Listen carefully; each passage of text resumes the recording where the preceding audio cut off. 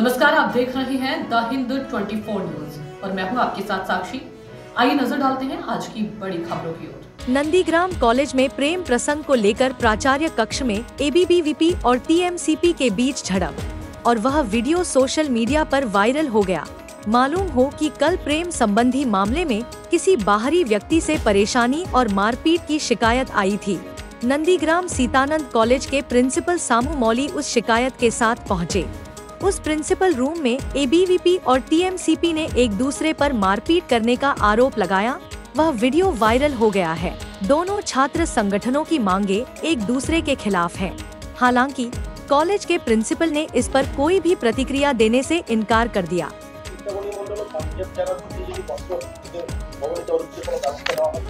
ব্যবস্থা মানে কি আমাদেরকে তাদের বিষয়টা খোঁজ নিতে হবে। জেনুইন কোনো কিছু না পেলে আমাদের এই বিষয়গুলো চাষিরা বললেন আমাদেরকে খোঁজ নিতে হবে, আমাদের দপ্তরের সঙ্গে কথা বলতে হবে এবং এক্সপোর্টারদের কন্ট্রোল করে কেন্দ্র সরকার।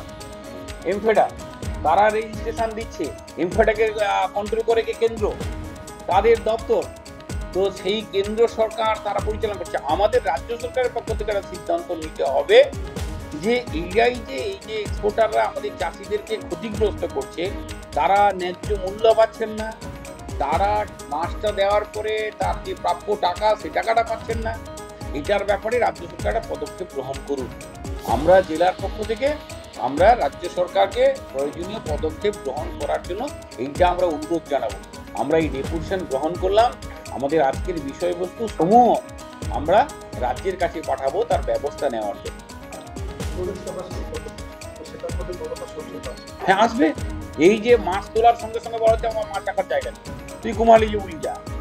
তো তারা কি করবে? প্রান্তিক চাষি, তারা কিছু জানে? যে কোনো প্রকার তুলে নিতে হয় বাবু।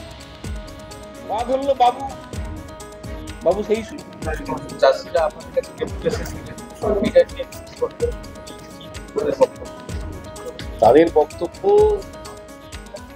যে তারা চাষ করার পরে তারা যে ফলনটা মাছটা তারা ন্যায্য দামে বিক্রি করতে পারছে না। এটা তারা মূল সমস্যা।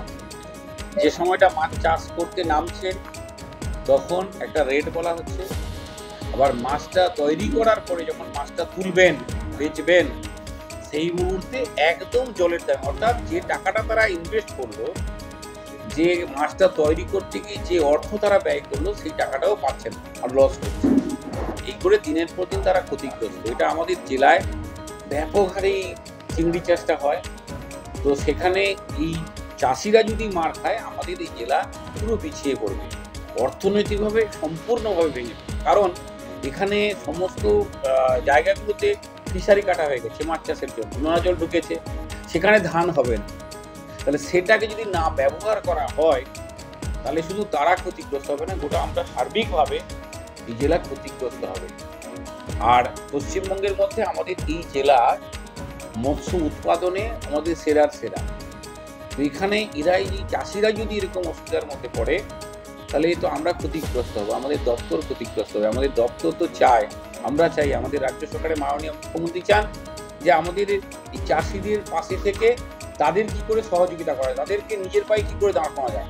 আর এটা কিছু অসাধু ব্যবসায়ীরা তারা চক্রান্ত করে দিনের পর দিন একটা র্যাকেট চালিয়ে তাদের চাষিদেরকে ক্ষতিগ্রস্ত করে তুলেছে।